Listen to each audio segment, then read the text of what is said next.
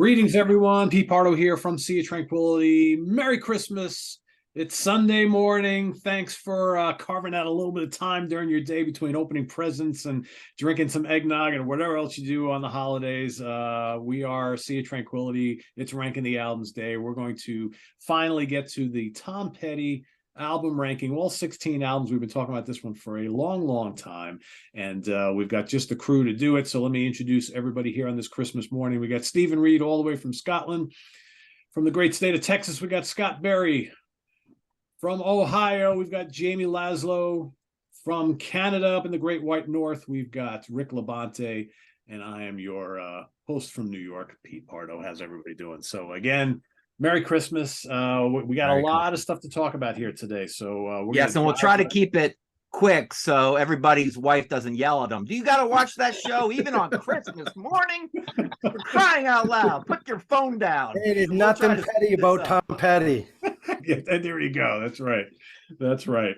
So 16 studio albums. We are including the 3 Tom Petty solo albums in this because, I mean, they're pretty much, Tom Petty and the Heartbreakers solo albums, or Tom Petty and the Heartbreaker albums, because most of the guys play on those albums as well. Sure. So 16 studio albums. We're each going to do 4 at a time. We're going to try and keep it as fast moving as possible, so we get you guys back to what you do on Christmas. So with all that being said, Mr. Reid from Scotland is going to kick us off today with his first 4. So 16 through whatever the math is. So just stop me when I've done 4 because I can't count. So I'm terrible at it too. Yeah.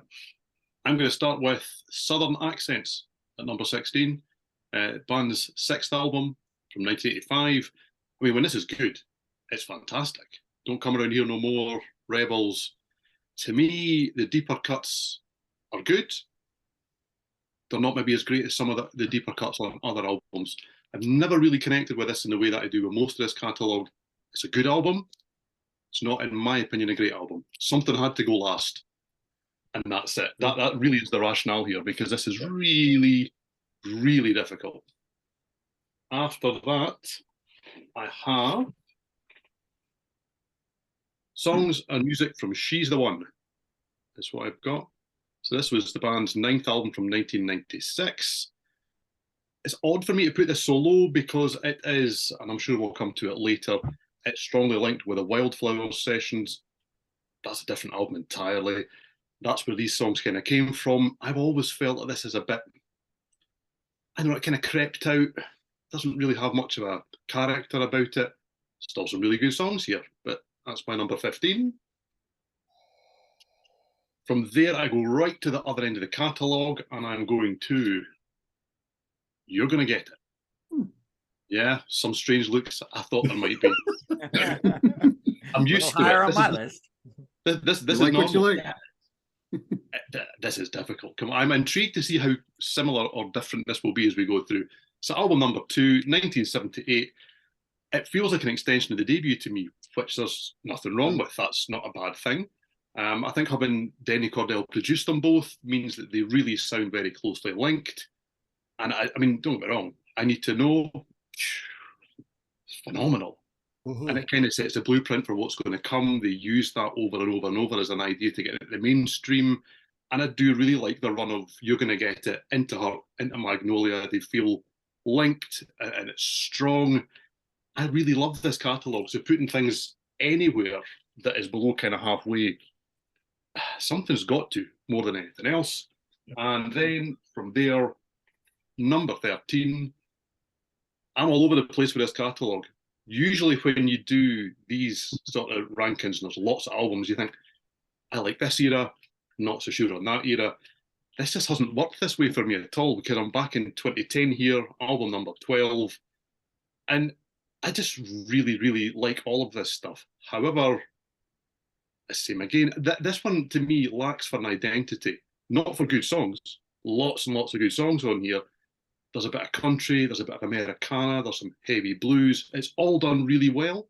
I just don't quite know if for me it runs as an album.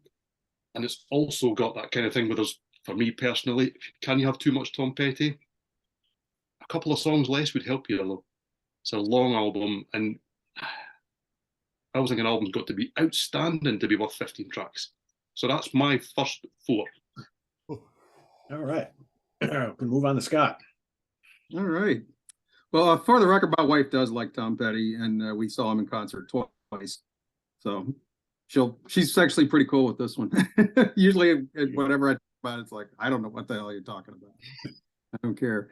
But anyway, so when I first signed on for the show, I had a pretty good idea of what my top four and my bottom four were going to be right off the bat. It's those ones in the middle that I think that gave me the most difficulty. But I made a point that I was going to re-listen to every single album, including my favorites, including my least favorites, which I hadn't played in a while. And I'm going to say I may actually like Echo less than I did when I first heard it. He's got a damn good catalog, but unfortunately, I would say the two I've got sitting at the bottom, at least right now, I don't care much for them. Band sounds a little tired and uninspired on this one, at least to my ears. Not really a lot of memorable hooks and catchy tunes. Just hearing this, it's just hard to believe that Wildflowers was only 2 albums prior, and with the same producer, Rick Rubin. They also weren't doing themselves any favors stretching this out to 15 songs, like Steven said. Maybe some albums they just go a little long, too long, and I think a lot of bands did that in the CD era. I'd like to revisit it again later and give it another chance. I might have a different opinion later, but for purposes of this show, I'm just not feeling it. It sits at the bottom. Number 15, not a whole lot more love for this one. Last DJ. I kind of liked this one when it came out.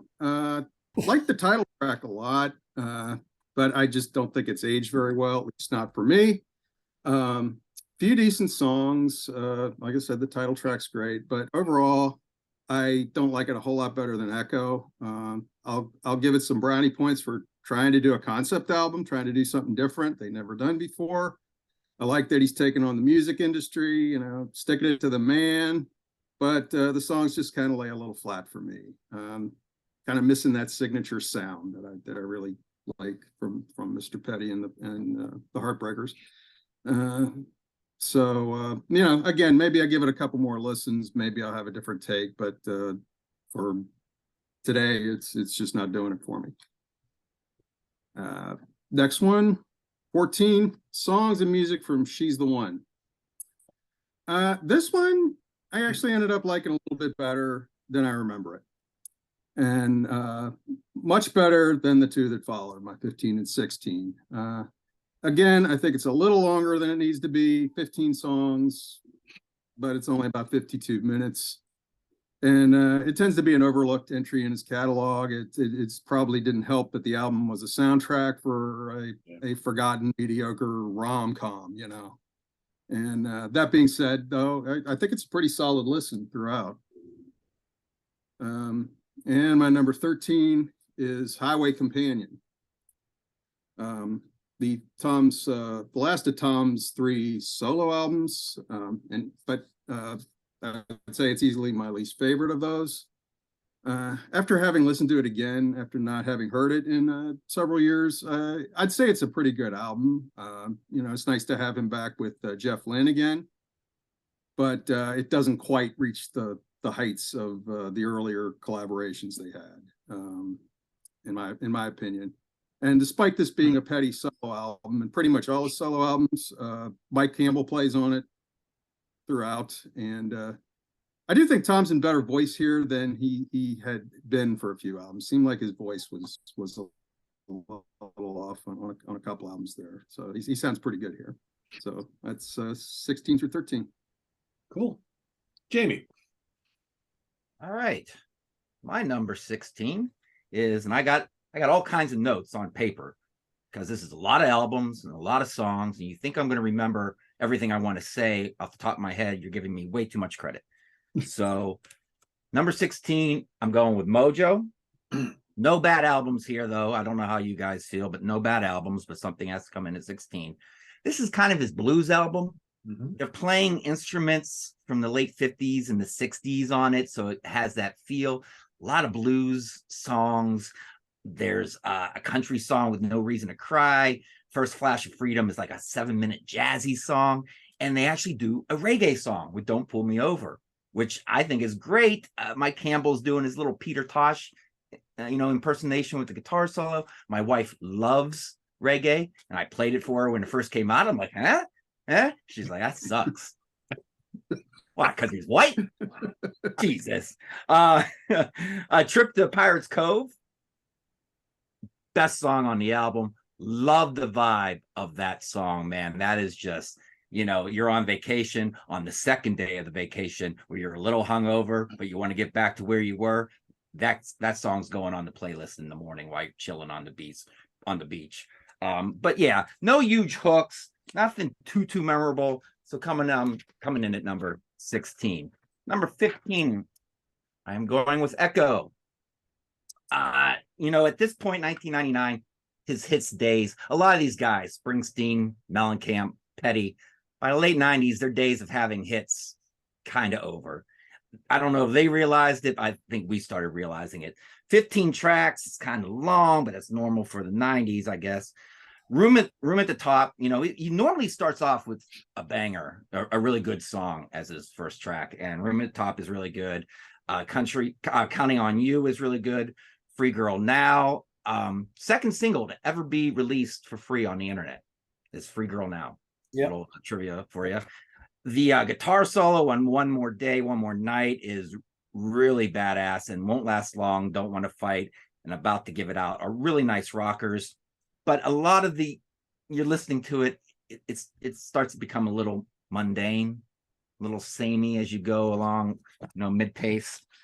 So that is number 15. Number 14, Let Me Up.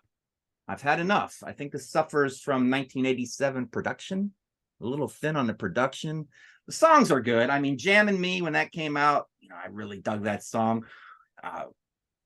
Co-written by Bob Dylan. But when he starts singing about Eddie Murphy and Joe Piscopo, you're dating your song right there. Especially Piscopo. Yeah. We're like, who the hell's Joe Piscopo? Meanwhile, we're like, yeah. Joe Piscopo. Yeah. All the young hipsters getting into this now, they're like, I don't know who that is, but he must have been someone. The Damage You've Done and Ain't Love Strange are really good, but they suffer from that production. The title track is really good. So maybe at the time they were using like up-to-date production and it seemed all exciting at the time, but it hasn't aged well. And I stop at number 13. Is that what I'm doing? Yep. I'm going with She's the One, the soundtrack. The only Tom Petty album I didn't own coming into this exercise. My buddy had it in the 90s and we would listen to it every once in a while, but I just never bought it. So when I bought it and the song Walls, Circus in parentheses came on, I'm like, I remember this song. I was singing along. If I didn't buy the CD, I would have totally forgot about that song because I don't even think it's on his greatest hits album. But that's a really good song. Other solid songs: Grew Up Fast, Zero from Outer Space, Change the Locks, Assholes. Right when you see the song called Asshole, you know that's gonna suck right off the bat. It's gonna be like, yeah, ha ha ha. But it feels like a Tom Petty album. It doesn't feel like a soundtrack until you get to the end and they're reprising some of the songs. But you listen to it and it doesn't feel like a soundtrack at all. It sounds like a Petty album. So yeah, there you go. 13. Cool. Rick. Okay. So my love for Tom Petty, I just want to say I did see him one of the last few shows before he passed. And that wasn't the only time, but I remember seeing many times, and Paula, my girlfriend, says she went and bought it as a gift. And I wasn't going to buy it because I just saw him, and I'm glad she did because I just saw the last show in Detroit just 3 weeks before he passed. So it was great also because he did one of the tunes I never heard him do live, Good to Be King. I got to hear that, so it was a good thing.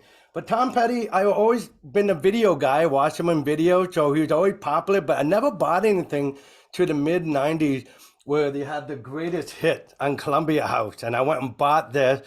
And then when I found out that Wildflower is an album coming out and I could buy it in 94, so well, then I got two of his best, his recent and the greatest up to 93. That was all I need. But with Wildflower made me go, whoa, this is good stuff. There's a lot of stuff on this album that is not getting played on the radio. What am I missing? So, and that's when, I seen him in concert. I just memorized about how everybody can engage every lyric to every one of his songs. Just realized how much of a gift he had. And to me, he's like your American Paul McCartney in a way, where he can write ballads, he can write rock songs, he can write blues songs, he can write a lot of different things. And that is when I started going back and do his stuff. But to be truthful, just right off the bat, you're gonna find that my category, my liking is actually the later stuff from the 90s on, because I think he got wiser. He had nothing to prove. He got a whole shitload of hits behind him. When he puts out an album, it's because he got something to say, even if it's a few years in between. Whereas in the early days, he's running on a tight schedule. You know how it is. If you don't got something new, you're forgotten quick. So I think some of these early work, as much as there's a lot of hits that we know, because that's why we have this, I think there's some fillers in there. You know, there's a lot of killers, but to me, I think how I'm going to rank the album, guys, is not based on the hits. How many songs got on the radio? If that's how you're doing it, that's how I'm not doing it. I'm going from front to back. What I like about from the entire experience. Did I like it all the way through? I mean, I don't mind the melancholy stuff. I don't mind when he did a down and out and blues. I don't mind when he's up and giving that punky movement, providing that he can keep the album interesting from front to end. And that's how I ranked it. So that comes to the point where my buddy Steven opened up with his album. Him and I are very same, is that I thought this album started off really strong and it kind of got softened at the end.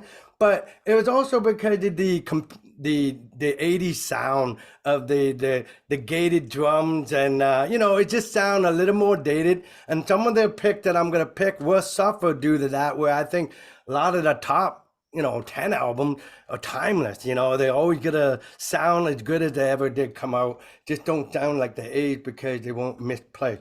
But this is a great album, as you know. I don't have to read it off, Rebel and Don't Get Me Down.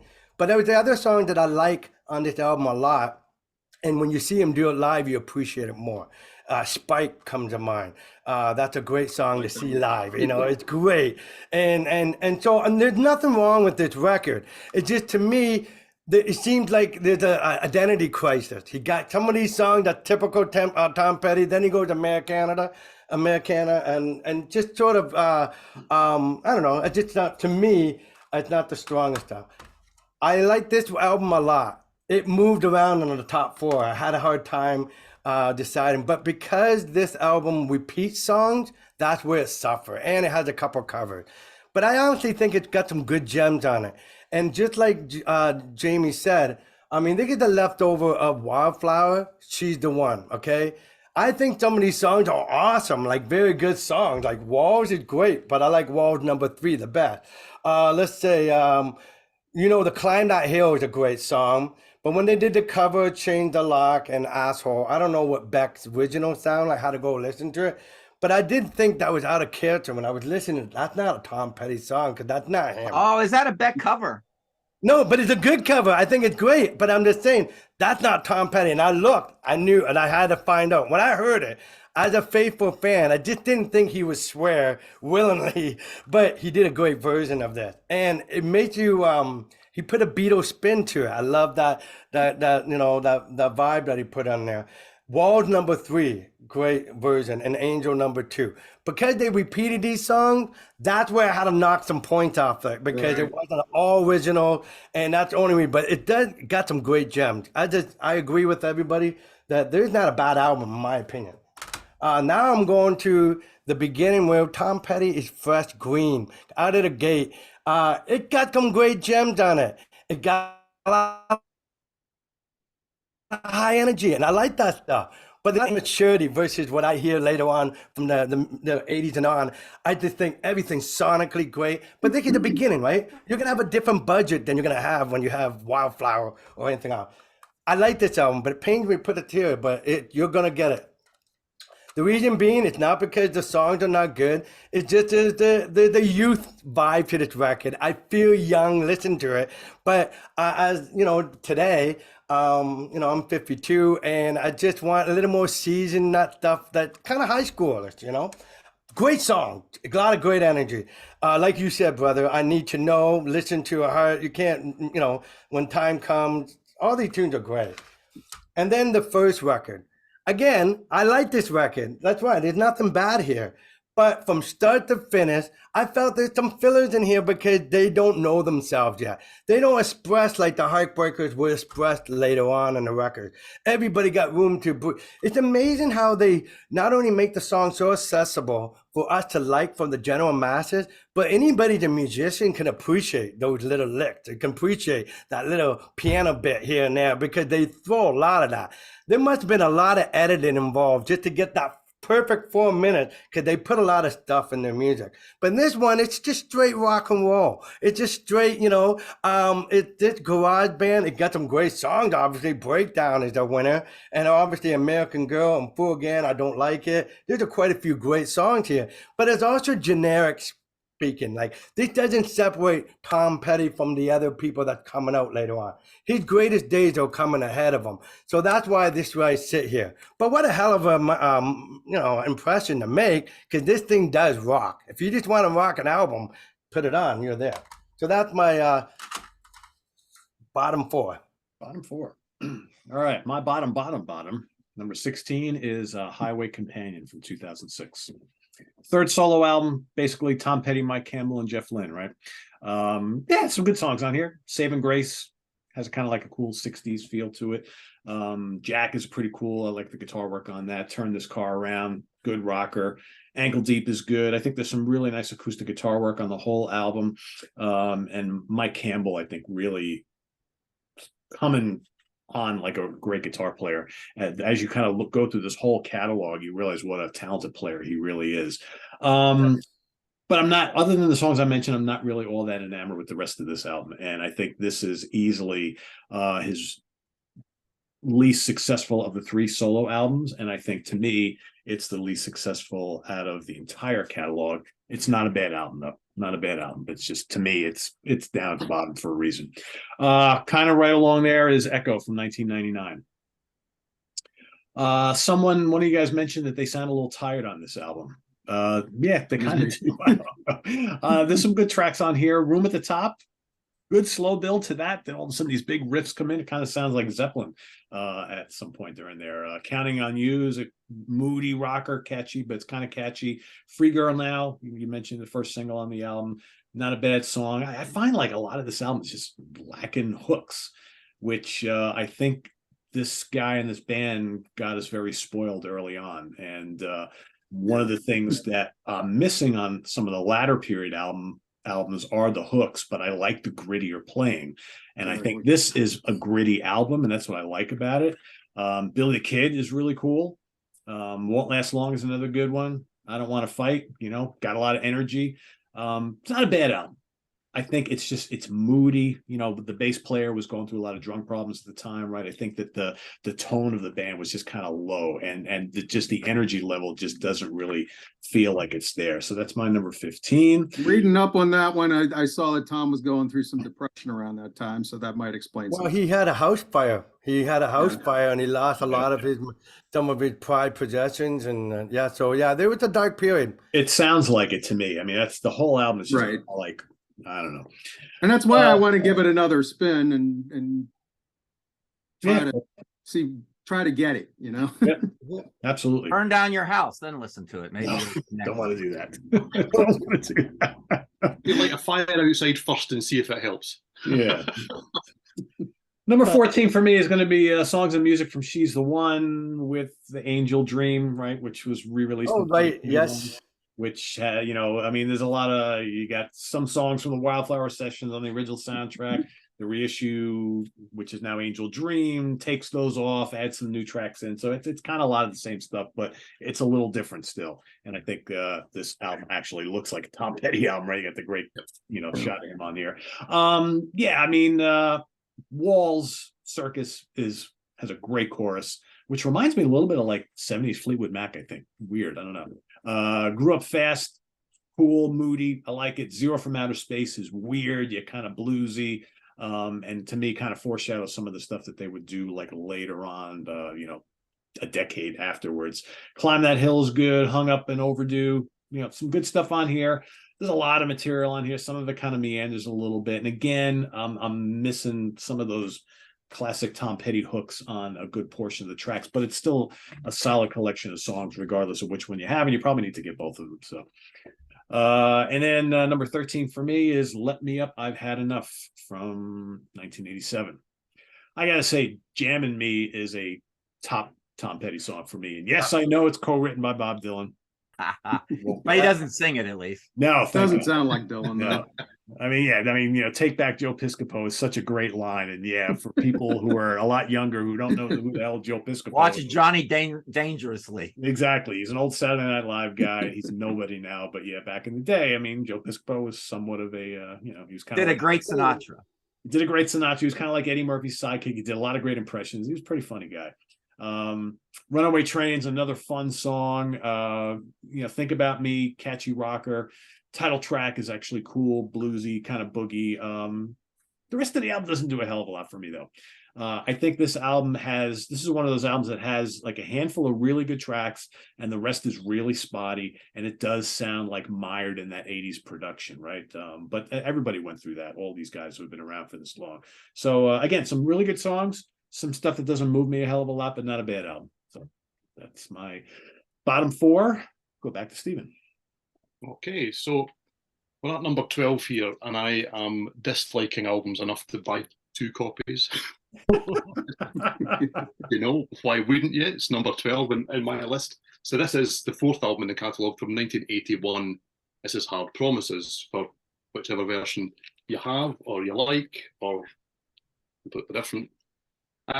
This was the last to feature Ron Blair for, I think, over 2 decades on bass, original bassist.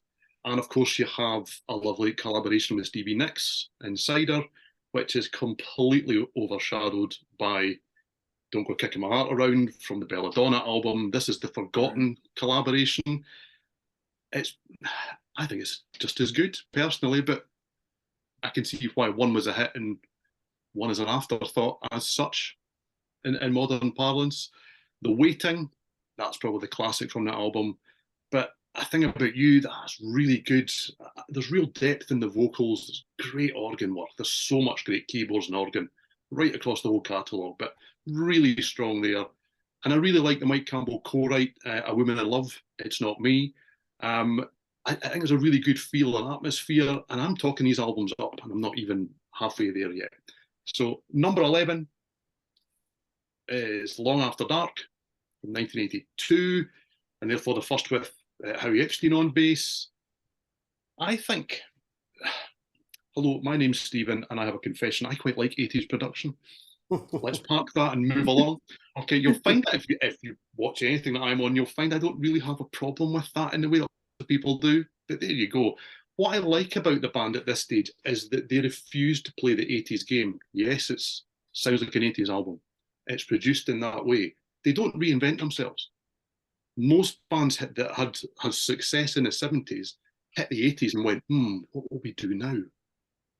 The Heartbreakers went, well, we'll be the Heartbreakers. Yeah, it sounds slightly different. It's a little bit slicker. But you put on this album, there's absolutely no doubt who you're listening to.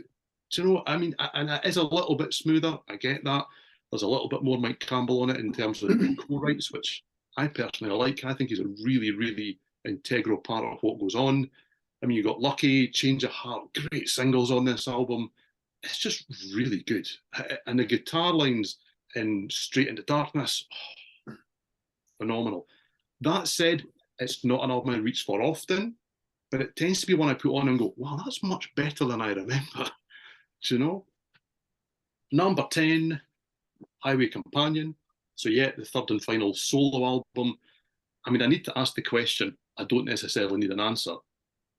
What constitutes a solo album over a Heartbreakers album? What's the difference? Right. That's a question for another day, because we could probably fill the show with the fact that there appears to be no difference. Right. Do you know? It's a strange thing. I don't know. Mike Campbell's on all of them. Yeah, especially when you think, if it meant that he's allowed to have guests, well, in this Heartbreaker album, Ringo Starr played on here, and Lindsey Buckingham played a guitar, so it's not strictly for Heartbreakers. So yeah, well, that's the one that fascinates me, because you've got an album that comes out under the Heartbreakers name that comes from the same session as an album that comes out as a solo album. Yep. Indeed. I'm totally confused, but let's just say I don't really mind which it is. I like them. strangely enough, this is probably the Tom Petty album I've listened to most over the years because my family adore this album. It's maybe a little bit more accessible. It's maybe a little bit more poppy in that sense. We listened to this, and no irony whatsoever, in the car over and over and over. And I can tell you, it is a perfect highway companion. So I know this one inside out. Don't love it as much as some. It's really good though, really good. From there, I go to The Last DJ. Ooh. I like this. I mean, is it a great album cover? Is it great or is it terrible? It's terrible, isn't it? Terrible. You know? Tom, over here, Tom. Over here. No, it's okay. It doesn't matter. It looks like the back of the CD where the songs would be listed. Yeah, and there's the front. His face is on the back. Yeah. Yeah, it's. I mean, it's not even a great shot of Tom Petty on the back, is it? No, it's. No. That'll do. That's better. Anyway, Yeah. I digress.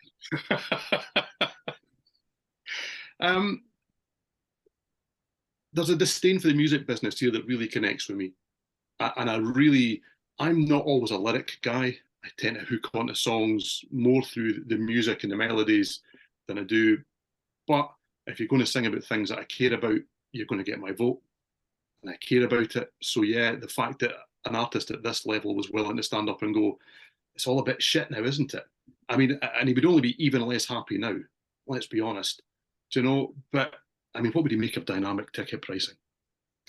So yeah, Ron Blair is back on here. And I think when this album is good, it's really good. Really good. The Last DJ, the melancholic Money Becomes King, and then you've got Dreamville, which that sounds like a solo Petty to me, strangely enough. Joe's got lots of attitude. Can't Stop the Sun. Yeah. I'm at the stage where I'm really, really liking these now. And is that enough? Or I keep going? Is this my last one? You got one more. Yeah. One more. There you go. Right back to the start. 1976 to the debut. I like an album cover, don't I? Really. This album says rock and roll, doesn't it? Look at the logo. Look at Logo. Absolutely does. Flying guitar, man. Come on. Leather jacket. Yeah, and the face just says, "What are you taking my picture for?" It's like I mean, look, I mean that this is a metal album cover. It's like Judas Priest went, no, Tommy, it's okay. It's fine, it's okay. I mean, anyway, but it's attitude-packed stuff, and that's what I really like about this album. I think if a band can't sound like they really want it on their debut, forget it. Wow, they want this. They absolutely want this. It is all about the attitude. It's all about the kind of up and at 'em. But there's also great songs. I mean, American Girl, to throw that out on your debut, oh, wow. It's just so good. Really, really love it. It's a great album. It's a way to start. There you go. Can I just add that if you have a Second Coming poster still on your wall from Fraley's comment, we know you have no problem with 80s production. That doesn't need to be said. Good point. Good point. Words are not enough. Sorry, I'm getting even more niche on the Fraley now. All right, Scott. Yes, sir. All right. My number 12 is Let Me Up, I've Had Enough. I asked myself, why don't I like this more? It starts off with some great songs. Jammin' Me, Runaway Trains is awesome. Damage You've Done. Those first three, you're like, oh, I'm in for a good album here. And I'm not going to call it a bad album. It's certainly not a bad album, but it seems to lose momentum after those. The rest of the songs, they're not bad songs. Just, I would say, not as memorable as those other three. This was the 7th Tom Petty and the Heartbreakers album, and it was my least favorite at the time of its release, and was until the late 90s when my 13 through 16 came out. It's a little heavy on the synths for me, a little too 80s sounding in places, and unfortunately that just seemed to happen with a lot of great veteran rock bands in the 80s. But after listening to it with fresh ears for this show, I'd say it's actually aged pretty well, just not as well as 11 others for me. Number 11, I'm jumping ahead. Mojo. I thought this was a damn good listen, and some might even recall it or kind of a return to form. Definitely the most bluesy album that the band has ever released, but I think they do it quite well. And I would say the catalyst for that high quality would have been the Mud Crutch reunion / side project that they did. That first album, if I was going to rank it, I'd probably rank that just ahead of this, and the next one I'd probably rank it about 10th overall. I just think they sound reinvigorated here and more inspired than they had in several years. It's a little on the long side, though. I think Stephen had mentioned, it's a little on the long side. 15 songs, it's over an hour long, so it loses by a notch to my next one for that reason, Hypnotic Eye, which ends up being their final album. And it's a little more concise than Mojo. I think both are excellent, really career albums, though. The band is on fire here. It's actually rocks kind of hard, actually, in places. Campbell sounds as good as he ever did. Ben Mott Tench, I think maybe doesn't get enough credit sometimes. I mean, I think he has as much to do with the sound of that band as Tom Petty or Mike Campbell does. With the piano and organ and all keyboards. He's excellent. And my number 9, Southern Accents. This one, when it came out, it seemed to signal a musical shift from their previous 5 albums. Band incorporated psychedelic, soul, country, little Southern rock into the mix. Some of the songs in here are produced by Dave Stewart of Eurythmics. And I think the results are pretty good for the most part. Maybe a little less consistent across the board than the previous 5 albums, but still a quality listen throughout. Rebels, Don't Come Around Here No More, and the title track, all excellent. Spike has got this kind of weird little vibe, but I think it's really cool. The only one I kind of don't think is all that great is Mary's New Car. I mean, it's okay, but it's just, I don't know, it just kind of lays there. But overall, pretty good listen. And is that it? That was my 9, yeah. So. Yeah, okay. Cool. Hard to keep track of 4 while you're talking. I voted down. I guess it is. Yeah. Jamie. All right. I thought I was putting this low, but I guess compared to you guys, I'm not. I'm going with the debut, number 12. The number 1 problem with this album is it starts off with one of my least favorite Petty songs ever, with Rockin' Around With You. It's got this weird fast shuffle, and he's singing very slow over the shuffle, and it kind of clashes for me, and I want him to sing faster. And then once he does start singing faster, I'm like, no, that's annoying, just as annoying. The whole thing doesn't work. Scrap it. And it's a weird time signature. I don't know if it's 2/4, maybe it's 4/4. I don't know. It just sounds weird to me. It's got breakdown, though. 5-star classic song. And if you've never heard the version on Pack Up the Plantation, where the whole audience sings and they're overlapping each other with the vocals, it's wonderful. It's so good that he goes, "You're going to put me out of a job." That's right. It's a great line. It's a great version. It's like 7 minutes long. It has like a new waveness to some of the songs. Like anything that's rock and roll kind of sounds like Elvis Costello in a way. Strangers of the Night is a bit new wave. But Fooled Again has got that classic Petty feel. And then American Girl. If you listen to American Girl and you don't think of Silence of the Lambs, then I don't know what to tell you. It's the first thing I think of every single time that poor girl driving home from work. I tend to think of Fast Times at Ridgemont High. Now, I think Moving in Stereo. If you don't think of Moving in Stereo, well, yeah, that one too. Then I question. I'm going with Southern Accents at number 11. I had this at 10. The last minute, I did a switcheroo. This is the first album that came out when I was a fan. So I was like, new Petty, nice. And then I heard, "Don't Come Around Here No More." I'm like, that's it? That's what I get as a new Petty, as a new fan? This is what I'm getting? And then I saw the video, and the video it's an iconic video. You know, it almost gave him the look with the hat and the glasses and everything as the Mad Hatter.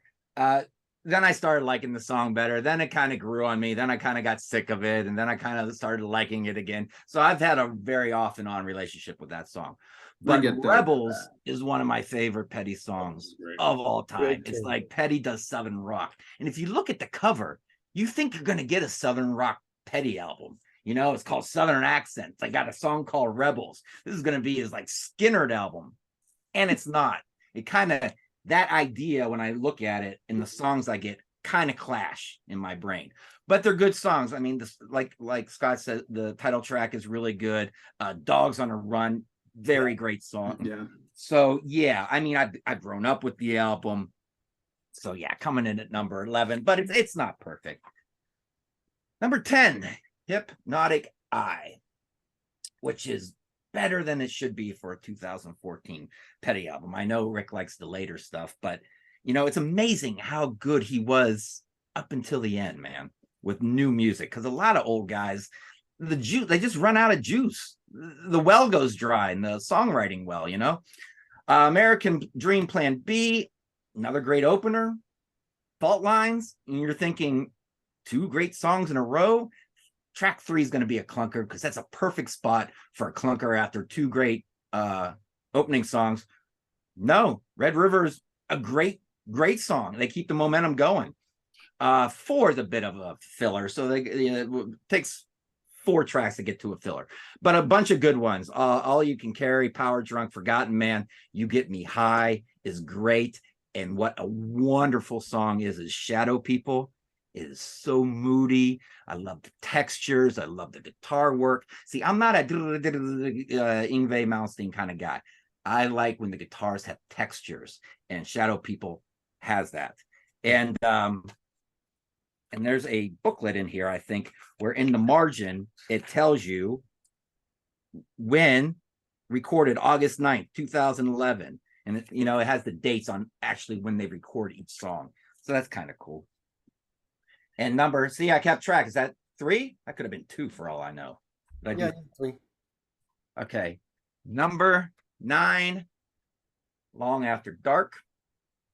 It's his rockin' album, One Story Town, high energy, decent way to start off the album. You Got Lucky. Great song, great single. Awesome video with the whole Mad Max kind of thing. I loved that video when I was a kid. Then Straight Ahead Rockers, Deliver Me, Change Your Heart. It was a single, but I don't remember ever hearing it on the radio. Never. Finding Out, Stand a Chance, Between Two Worlds. Do you guys remember hearing that on the radio? Change of Heart? Yeah, exactly. Change of Heart, I do. You do? It came and went. Yeah, it came and went. I mean, yeah. But I do remember hearing it. They're all decent songs, but there is a bit of a generic feel to them. Maybe this would be lower on my list if I was younger and wasn't alive in 1982, so I kind of get it. But they feel like songs that maybe, like, I don't know, Greg Kinn or Donnie Iris would have done. So it's kind of just in the mix, Don't Iris. They are what I'm trying to say, or maybe the more hard rocking Huey Lewis. What I'm saying is, they're songs for the time. They're not timeless songs. So, but it's still a fun album. More on that later. Fair enough. Yeah. Rick. Okay, so number 12 for me is the I find the weakest of the 3 solo albums. Saving Grace is a great riff, kind of has that shuffle like ZZ Top and Spirit in the Sky. There's a couple of little riffs that gives you a little bit of snippet of something else that you say, hey, I recognize that, but then builds on there. Square One, pretty good, but Flirting with Time, I really like that song a lot. Turn the Car Around, Night Driver, Damaged by Love. I mean, it's a good album, but I mean, it's a little a soft melancholy at some point where I just think that this is where it's gonna sit. I do like this record. I remember seeing the tour, and one of the things about this album right after that, they did put that live anthology playing some stuff from this tour. So anybody want to get some of this stuff, it's great. I also got on that tour. Right. I also got a rare thing. I got it off eBay. It's Westwood Radio One doing the radio broadcast on the radio of this tour. So that's kind of nice to have. Next coming, for all the reasons you guys said already, and I will echo what you said on Echo. It is a downer in a way of a sad. You know, you can tell there's a heavy cloud hanging over this guy's head in the songwriting, but I like that in a way. It has its charm for that because, you know, feeling a music is what feeling sounds like, and this is what you're feeling. This is what's gonna sound like, and so it's just not something we want to hear when you know he's up-spirited, he's a rebel, he's a lot of these personalities. It's hard to see this guy feeling down the way he is, and that might be the part of let's put it this way. His bass player didn't show up for the shooting of the photograph, and they said, well, hell, we're going to do it without you. And you know, this just not in the place for any of this tomfoolery. He's having a lot of things going on in his life, marriages, everything going on. But the guy still writes some brilliant material. Room at the Top is a slow beginning for any of his albums. It's not consistent, but it is something to be said about when you know where he's going through about that song. Counting on You, obviously there's some personal relationship that he's writing about. You're a free girl now. That's a big deal too, because it's separation. Swinging, I love that tune. Won't Last Long, Billy the Kid, I Don't Want to Fight. There's some great gems on here. I just know that I do feel his pain when I do listen to this record. And it's one of those kind of Sunday albums I might play on versus I would not play that on a Friday night, Saturday night, getting ready for a gig, right? You know what I mean? I think it's one of those days when it's raining out, you're staying in the house being a couch potato. This might be the kind of album I like. But I love this, though. I do appreciate the genuine artist that he is. The next one had a little more pep in the step in this last one. That's why it's a little higher. But like you guys said, it does lack a little bit of some of that stuff that we like about what above this category, discography. But I do love jamming. I do like Runaway Train, The Damage You've Done. You know, all mixed up, kind of catchy. You can't help it. You think Self-Made Man. There's a lot of cool gems on here. But there's definitely heavy touring, heavy scheduling, all these videos. The music suffer when you have that kind of a tight timeline. This is where he starts to slow that shit down. Nigga's 87, he didn't take the break, and then he does his solo record, but at his pace, you know, not the contract that he had to fulfill. And so this album was kind of rushed. If you found out the last couple albums, even Southern Accent, they were heavy, doped up, and they weren't getting a lot of progress, and he had to clean himself up. So some of the members are still suffering the aftermath of those partying 80s. But I gotta say, this was my first album I tried to listen to from my cousin, but I didn't buy anything yet to the Columbia House, like I told you. But I remember hearing this album entirely for the first time, and I wasn't overly impressed my first listen. I liked a few songs, but I didn't like the whole album. That's why I never picked it up. But I'm glad I got it, and I appreciate the album more today than I did in my first listen, I must admit. And coming down to number nine is the Tom Petty Long After Dark, and it's a rockin' record. It's not even maybe You Got Lucky, the only song on the greatest hit. But to me, it wasn't about the hits in this record. It's the potency, the venom they have in the guitar and the band. It's really a good form. And like was said, they didn't compromise their sound to be following a trend. Though they have the 80s slick production that goes with technology, but they're still the Heartbreaker as they started off to be, like Steven said, and like other people are saying, they're still rock and roll. And this is one of the best covers. I mean, I'm not a big fan of Tom Petty's cover from the Heartbreaker album, but this is not a bad one, and pretty decent guitar too. That's right. All right, my number 12. Hey, hey, hey. I was born a rebel. Great. That is such a great song. That is such a great song. Yeah, there's lots of good material on it. The opening line. What is it? Don't walk out, I'm too drunk to follow. Or something like that. Love it. And this is this is kind of the beginning. One of you guys alluded to it. This is like the beginning of the whole Heartland rock thing for him, right? This is where all of a sudden it's like, oh, Tom's doing something a little bit different here. And some of it for me really works, and some of it kind of doesn't. It Ain't Nothing to Me, I think has some, I love the guitar playing on that song. I love the horns. I mean, it's like, wow, very cool.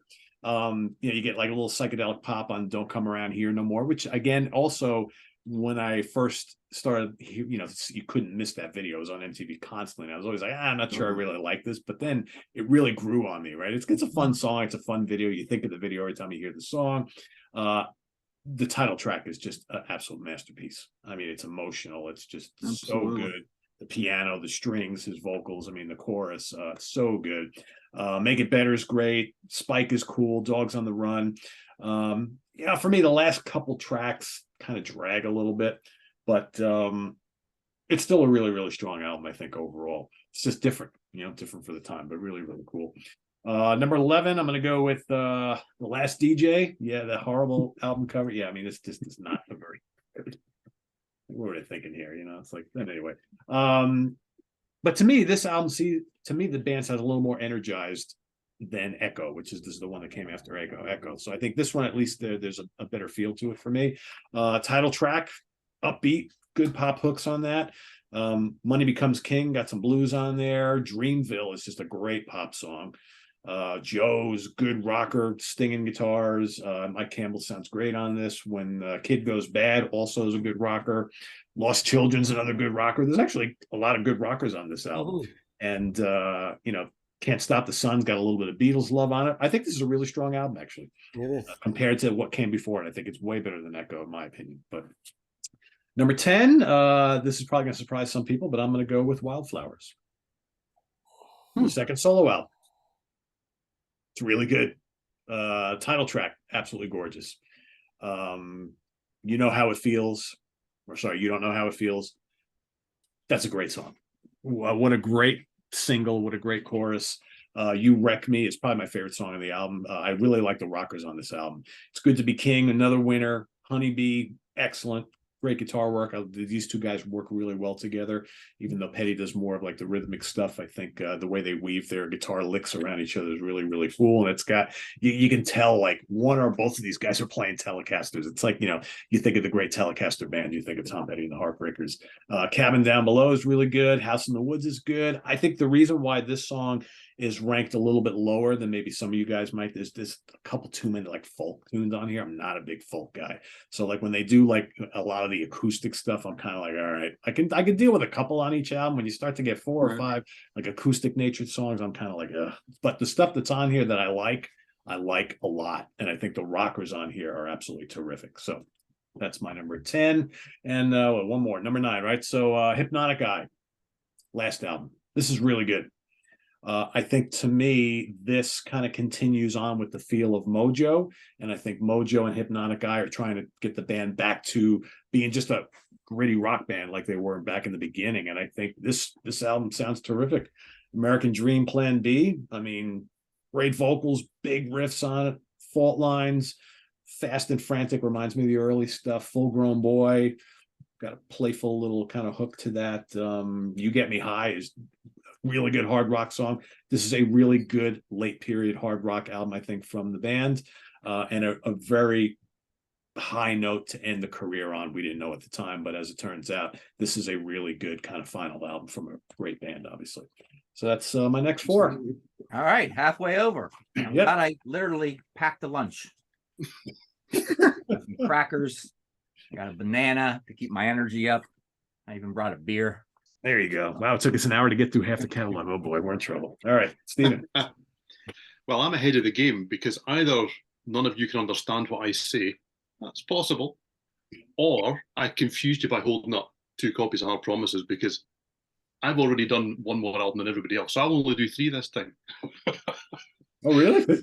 I knew, I kind of thought you did, yeah. I did ask, and you all went, no, keep going. No, I was like, I think we're done. Pete was like, do one more. I'm like, uh-oh, we're going to be off.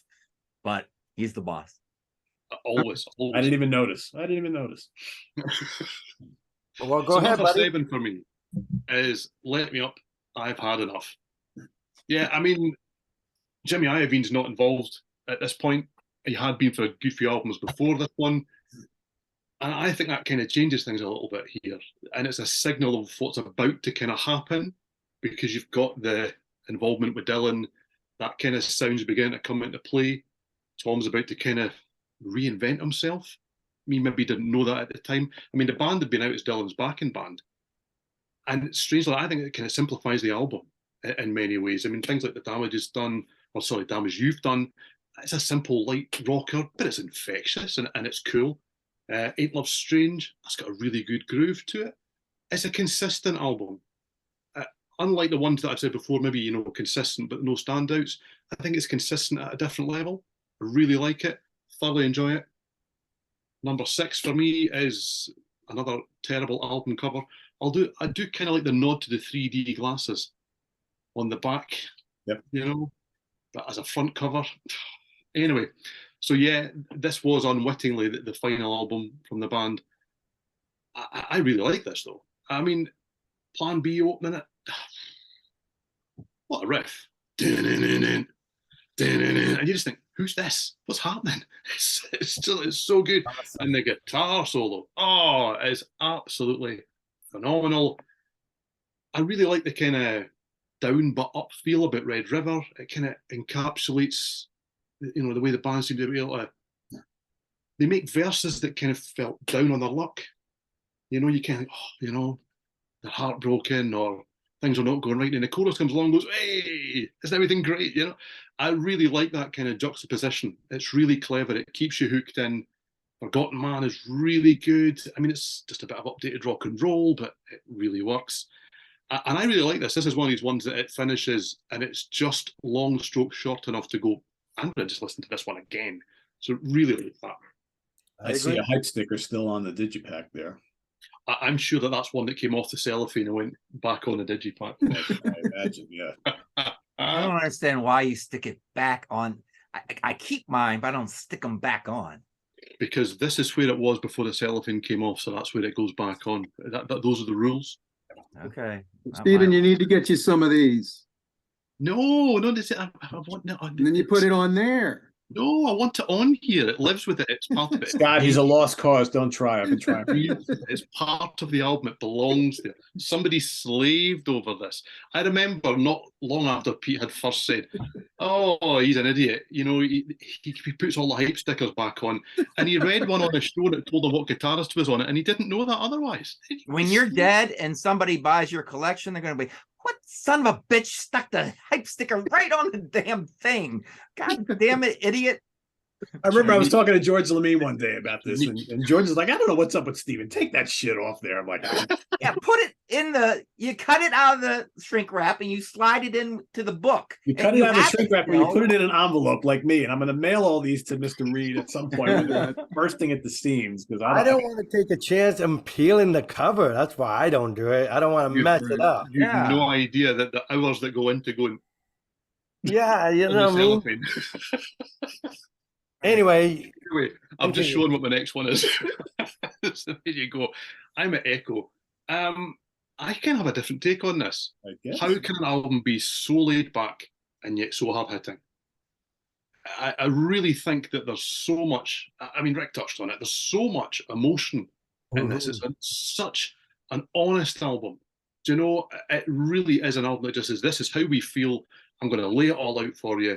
And you're either going to take it in or you're going to kind of be, you know, riled by it a little bit. You're going to say, too much, don't like it. You get less hooks, absolutely. Less hits, absolutely. I mean, Mike Campbell sings on it. Wow, who'd have thought? Yeah, what crazy thought. But I really just like the whole thing. I like the whole journey through the album. I'm not really meant to like the journey through the album, and maybe that's why I like it. Will I listen to this often? Probably not as often as some of the things lower in the list. However, at certain times, in certain moods, I'm all over it. Absolutely. Here we go. I'm with you. Yep. Nice. And I believe that that's me this time because I went out of sync. So there you go. There you go. All right, Scott, your next 4.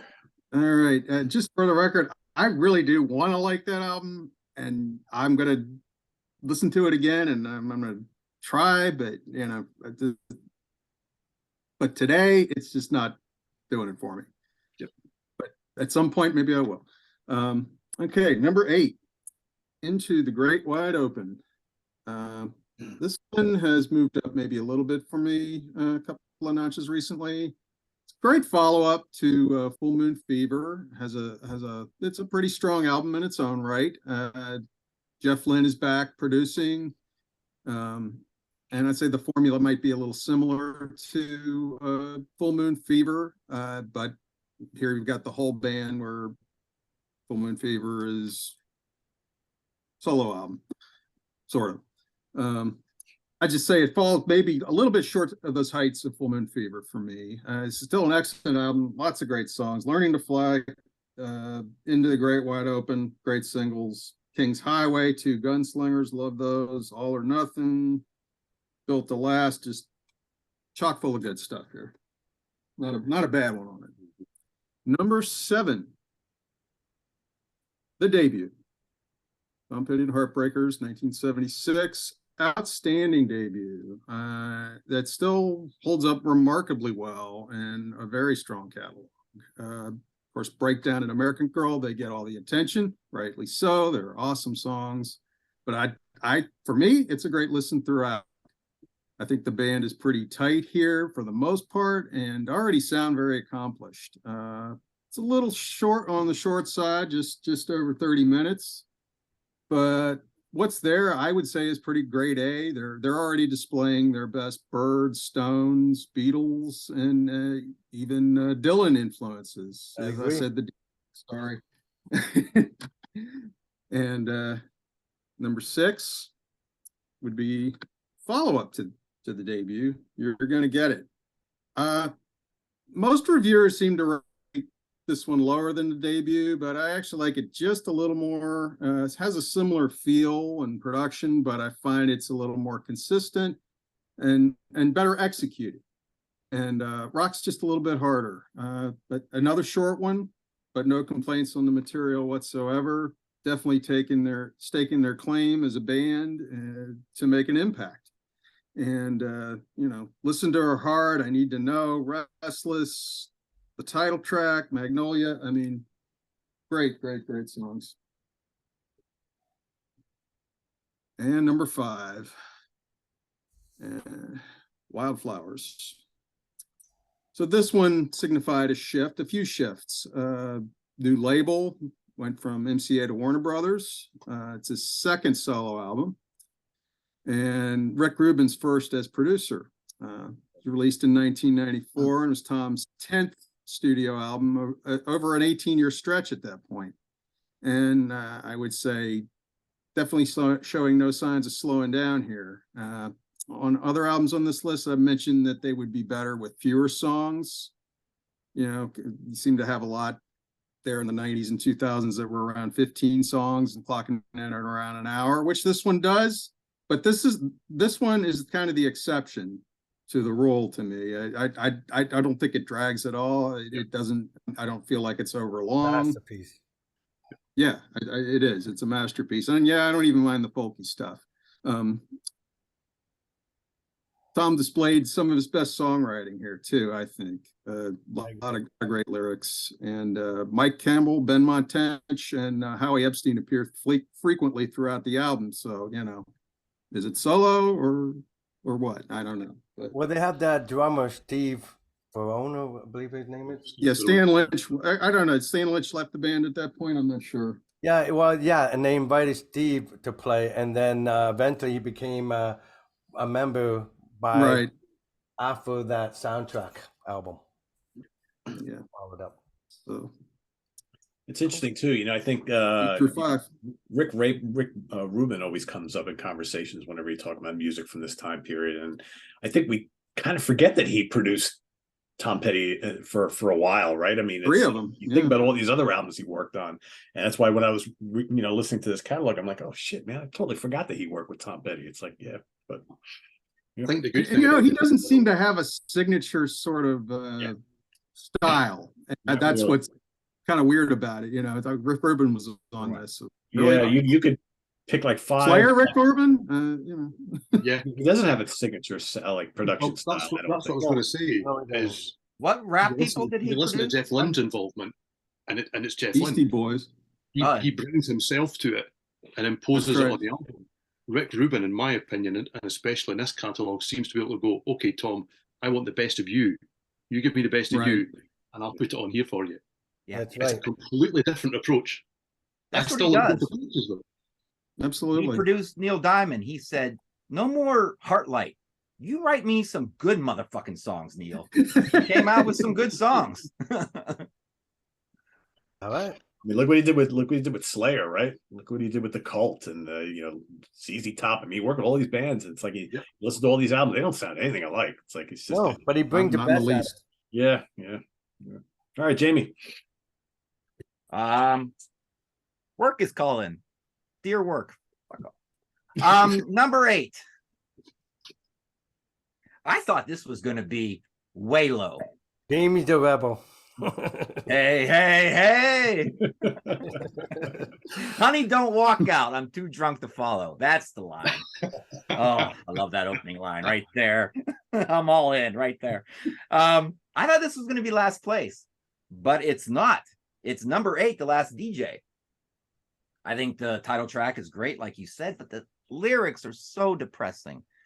I mean, you listen to it, it's like, there he goes, the last DJ, the last guy to say what he wants on the air, play what he wants on the air before corporate comes in, tells you what you got to say, tells you what you got to play, the same classic rock, the same 2 Zeppelin songs, the same 3 Who songs. That's what we're going to do. F you, Wolfman Jack, goodbye. Even Johnny Fever, goodbye. That's right. Even though he's fictional. Yeah, it's depressing, but I'm glad he put it out there, in a song. Money Becomes King is one of my least favorite songs by Petty, but then Dreamville, track 3, beautiful song with the strings and the horns and the textures. Then comes the song Joe, which I read something. I always like to read allmusic.com. And whoever wrote their write-up said Joe is the worst Petty song of all time. And they gave the whole album 1.5 stars out of 5. Yeah, I saw that. Come on, people. I use them a lot. Joe, I'm not going to argue that Joe is definitely angry sounding and has a stomp to it. And if you're not down with that, yeah, you might think it's the worst song. But this album has songs like When the Kid Goes Bad, Lost Children with this badass guitar work, Blue Sunday, which is a cool country rocker, Have Love Will Travel, could be the best song on the album. And then you got the very last song, Can't Stop the Sun. It's psychedelic. It's almost a little proggy. It's jammy. It's dreamy. It feels like an epic, even though it's like only 5 minutes long. If you take away the 30-second fade out, it's only 4.5 minutes long. So yeah, way better than All Music's 1.5 stars. That's ridiculous. 7, Highway Companion.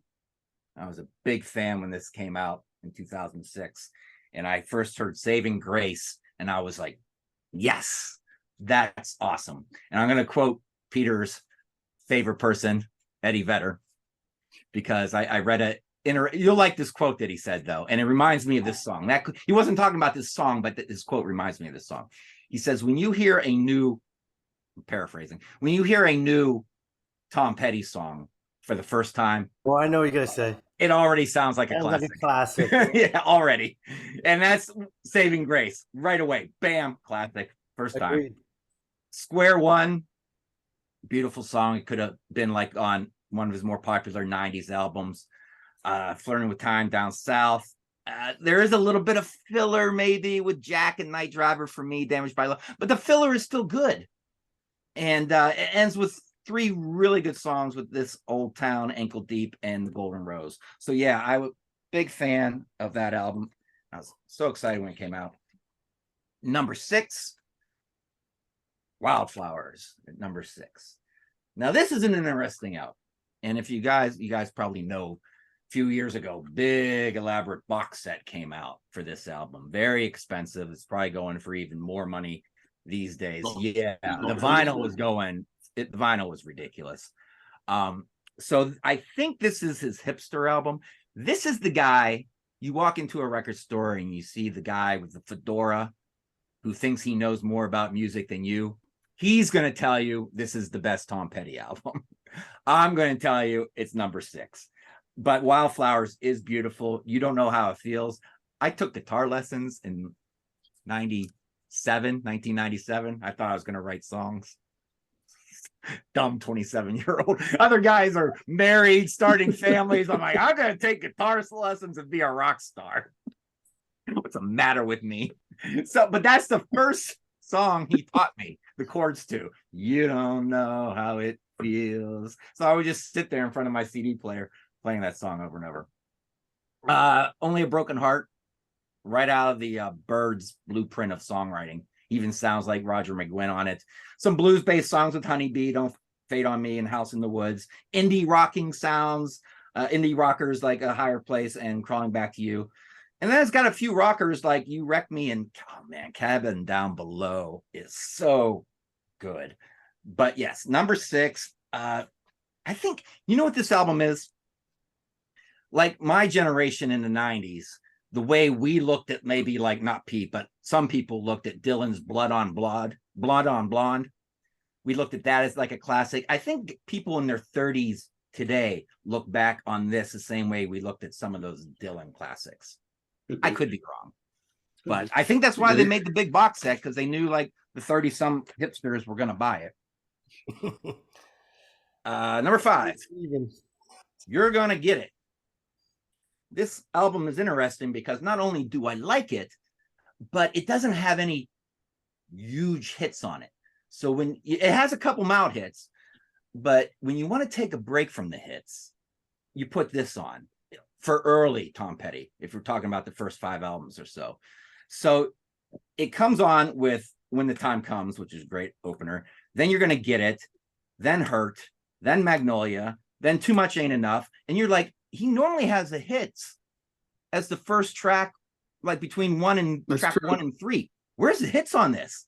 And then you got to get to number 6 before you get to I Need to Know, and then number 7 to Listen to Your Heart. And I think those 2 songs are great and just as good as any other hits that he's done. But I never hear those on the radio. You know, they're kind of like the lost deep hits, if there's such a thing. So I would call this album the black sheep of the first 5 albums, but in a good way, you know. So number 5, that's my last one. Cool. Your 5 and my 6 are flipped. Oh, okay. Yeah. Okay, so number 8 for me, I'm gonna go with the very final hour of Tom Petty, Hypnotic Eye. I love this record. Right now, I'm gonna say the next 8 for me. I like the entire thing. To me, they all killer, no filler, really. Even a song that might not be as strong as some of the songs on the actual same album, they're still potent for any good measure.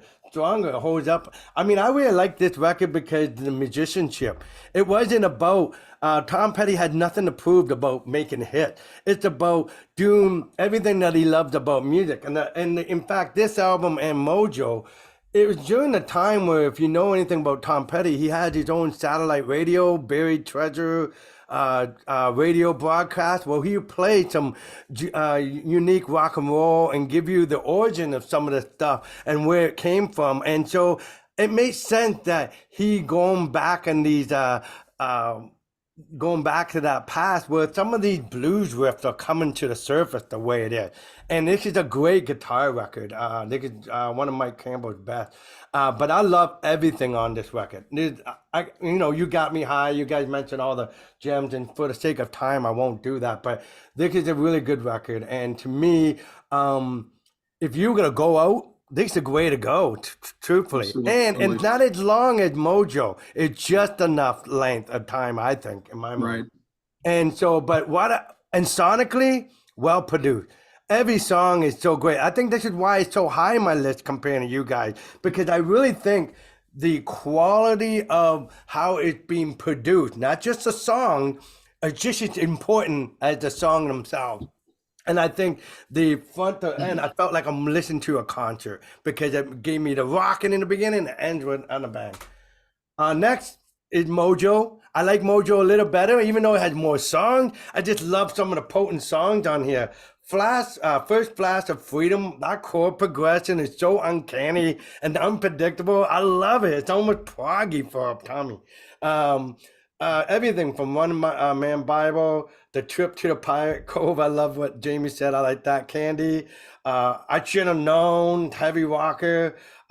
Taking My Time. Good Enough is one of my favorite songs. The way they leave that guitar work is so fantastic. And don't pull me over. Kind of like you're all spaced out. You feel like at the end of the night where I hope I make it home. Right. I don't do that, but I know that feeling of being like, I had a late night. And so I love that whole vibe. It really catches that.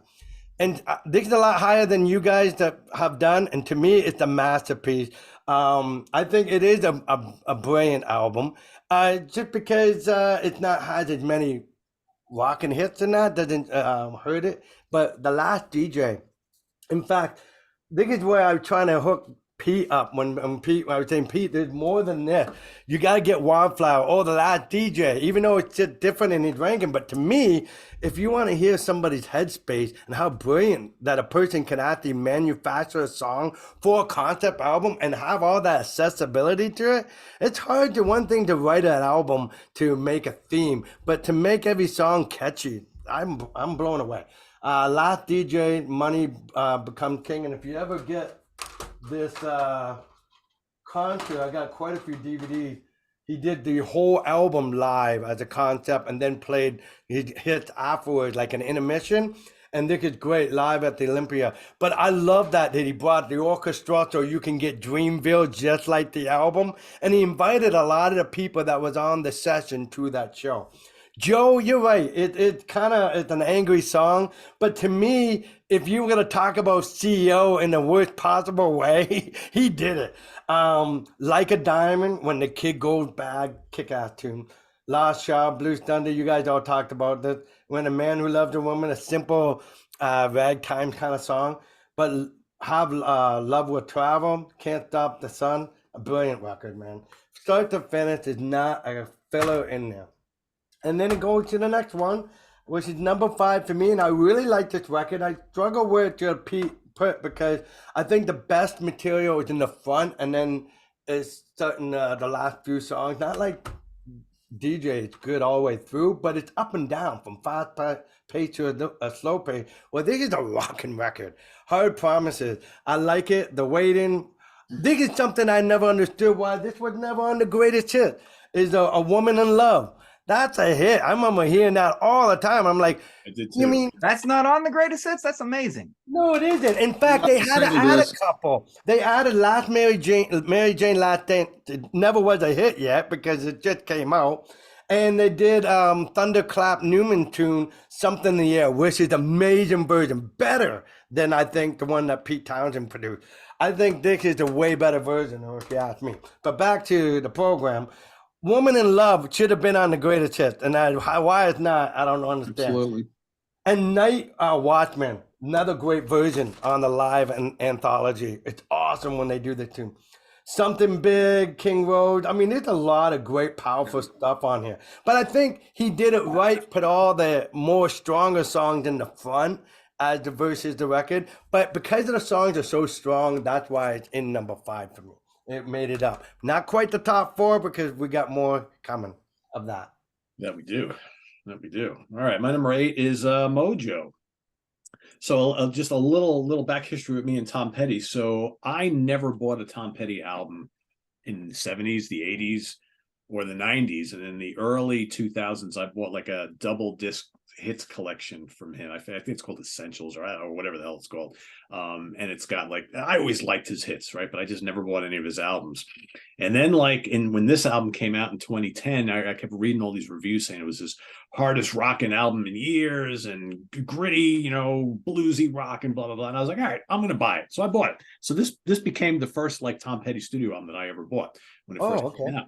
And I like the it's like, they recorded it live in the studio, right? It's kind of more jammy. It's definitely more bluesy. I think if you're looking for like the typical Tom Petty formula, this isn't really it. So I can totally understand why people who are longtime fans don't really like this album. But man, like Jefferson Jericho Blues reminds me of Vintage Allman Brothers. You got Taking My Time sounds like ZZ Top. There's just good gritty stuff on here. The guitar work is great.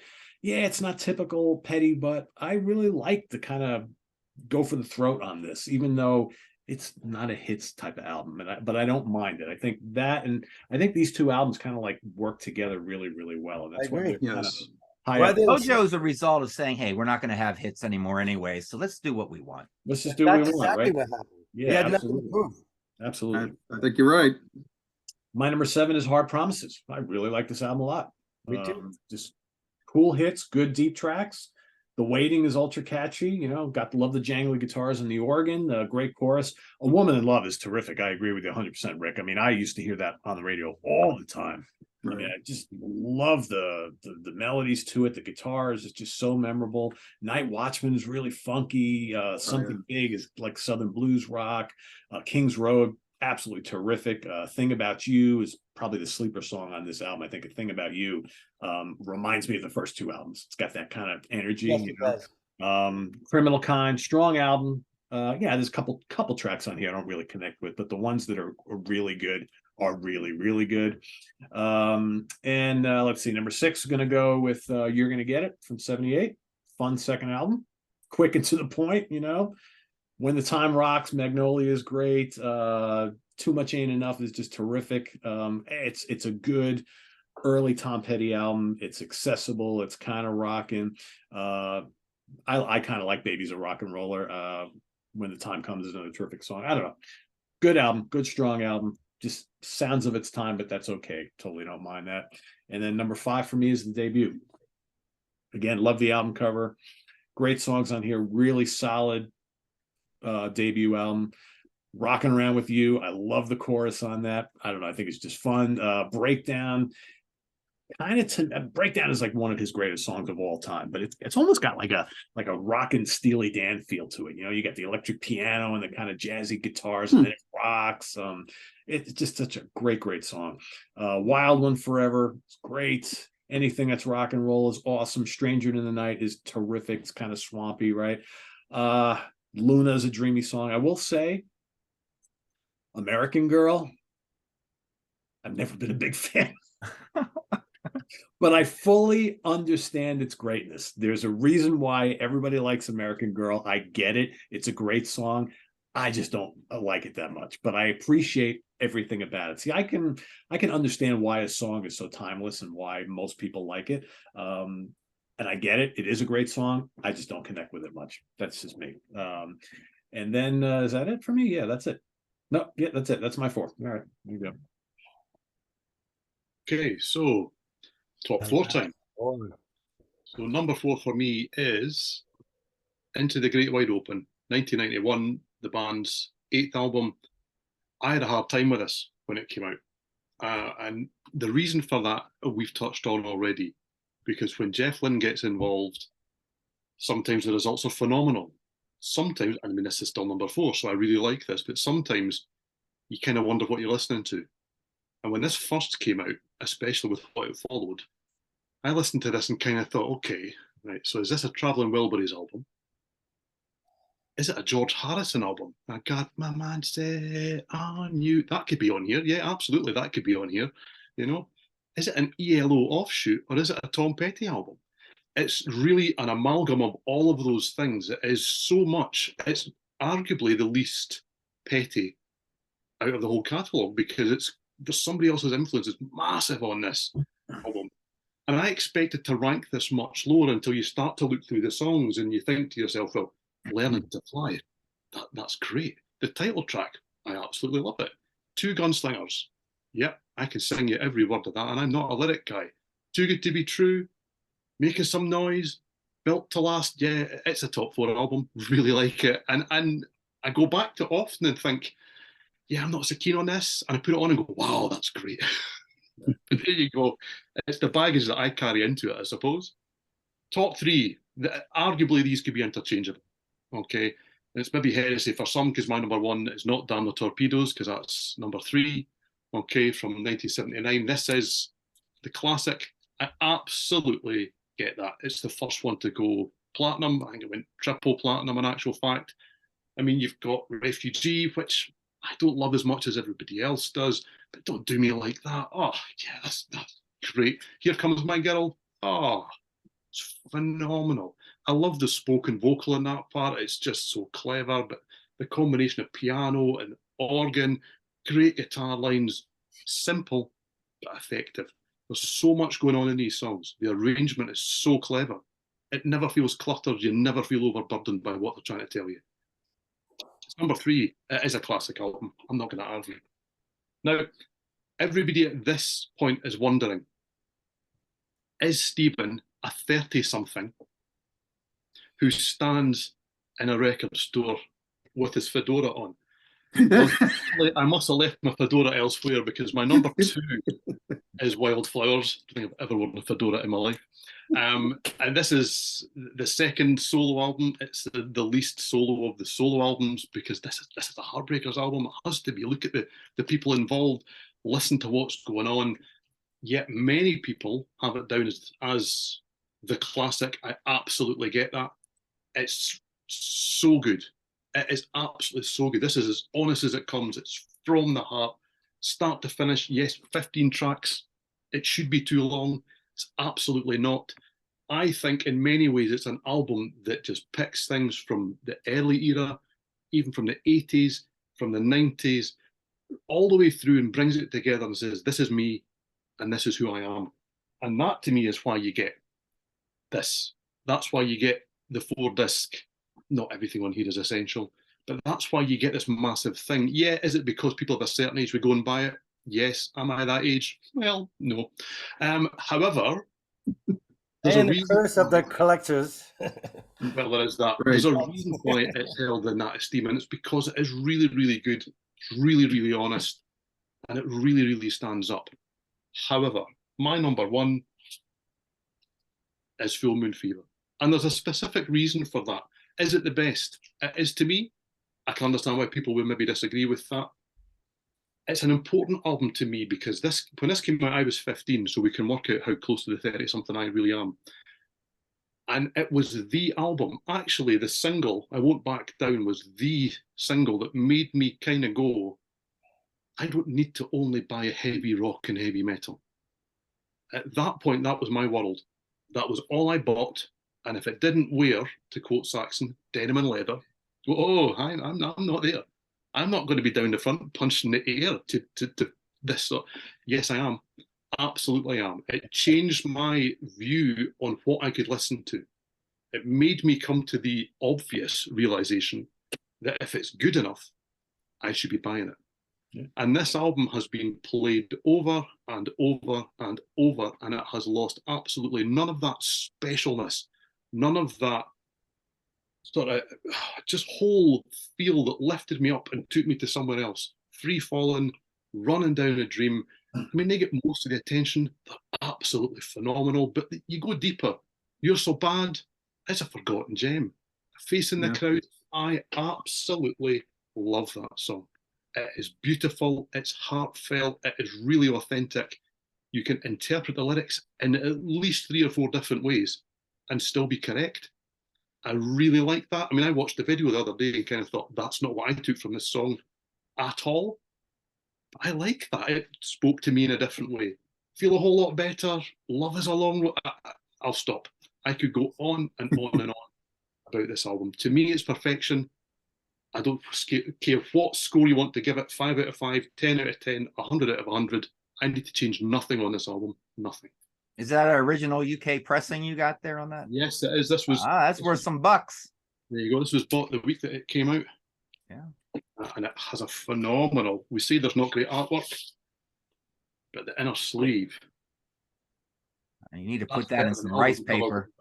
But it still tells you a lot about it. So yeah, absolutely adore this. Right on. Cool. Scott. Very nice. Okay, my number 4, Hard Promises.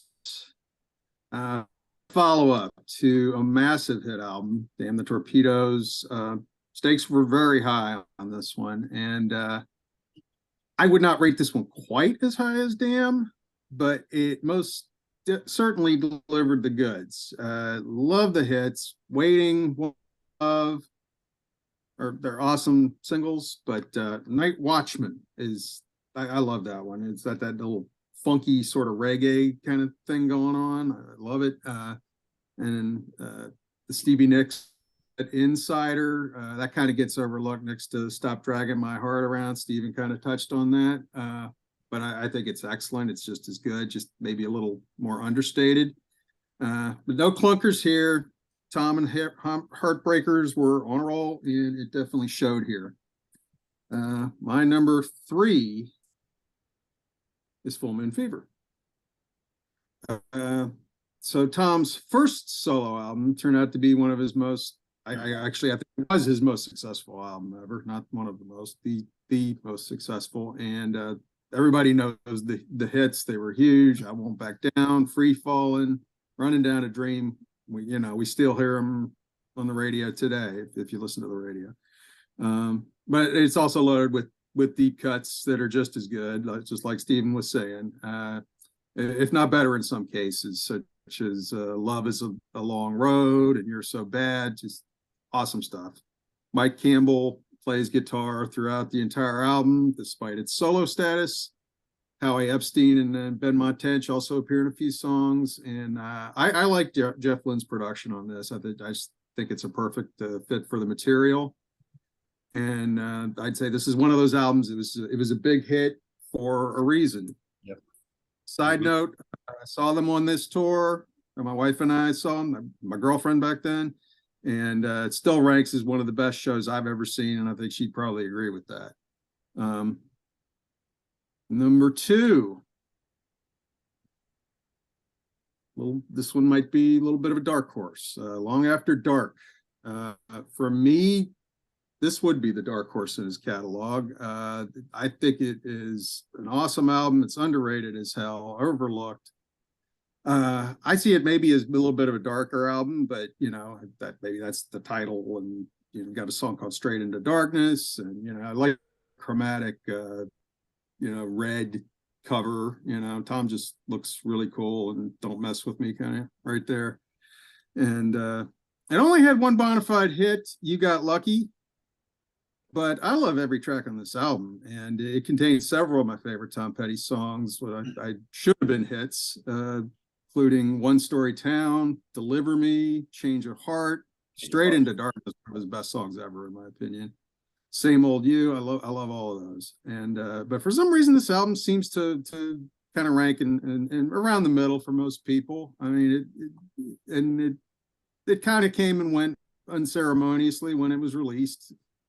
And I don't quite understand the indifference to it, but something about it just clicked with me. I think, Scott, when that came out in 82, especially here in North America, everything was driven by the hit singles, right? So it's not it just had one hit single. Yeah, it's more of like a rock album. And I think that because he was being known at the time for just cranking out these great singles. And to me, it sounds like an album full of hits, but that's me. Yeah, I mean, yeah. Who knows, right? Anyway, we come to the number 1. My number 1 is Damn the Torpedoes. Bought this on cassette in 1980. First heard it when it was released in 79. It got played a lot on the radio. When Pete does his ranking shows, and I follow along with my own rankings, I tend to notice that my top picks are often the first albums I bought by a band, and that is definitely the case here.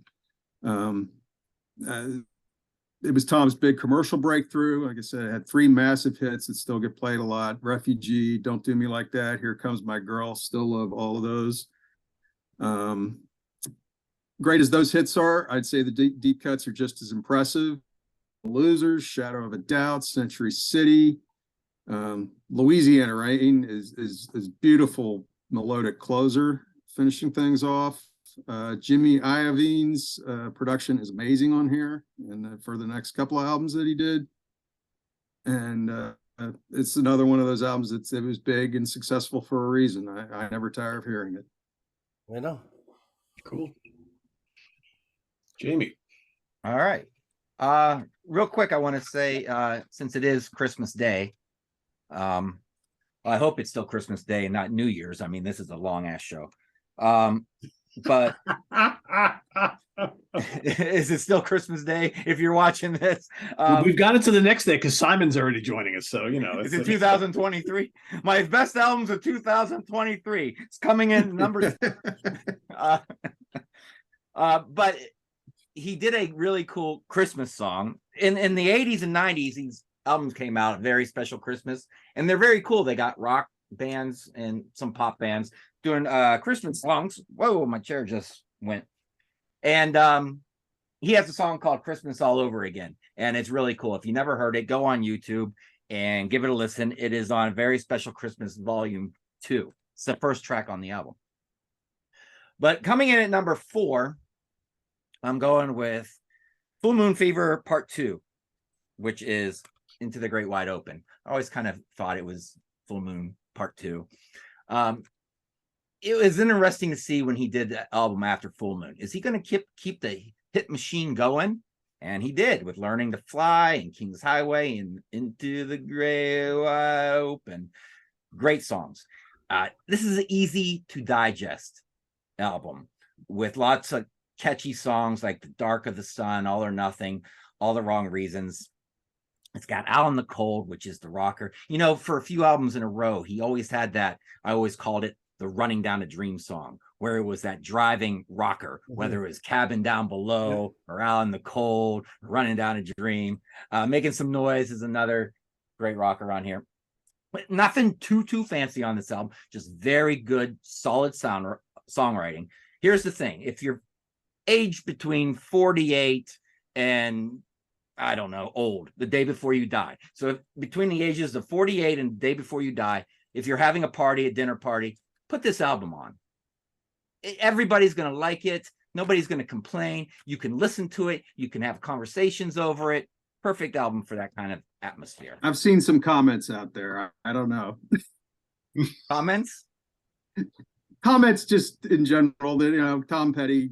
There's some non-fans. Oh, okay. They know nothing. No, you know, but they'll watch John, and they'll complain about it. Oh yeah, that's a given though. Going with number 3, my first Petty album I ever bought on cassette, Hard Promises. Yeah.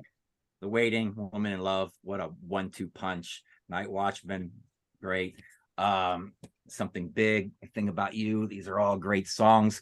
The thing with Insider is, yes, it's kind of a duet with Stevie Nicks, but she never takes a solo singing spot in that song. She's more of like a harmonizer in that, but it's kind of a duet because her voice is just as loud as his voice as they sing together. But this is the thing, and I always wanted this back in the late 80s. I wanted them to do an album together. Yeah. You know, get Mike Campbell on there and just do a Stevie Nicks, Tom Petty album. I think it would have been wonderful because I love Stevie Nicks when she's singing over Mike Campbell's guitar too. Well, that's what she wanted. Oh yeah, she would quit her band and join the Heartbreakers. Yeah, absolutely. Yeah, she wanted to be. It's too bad that never happened.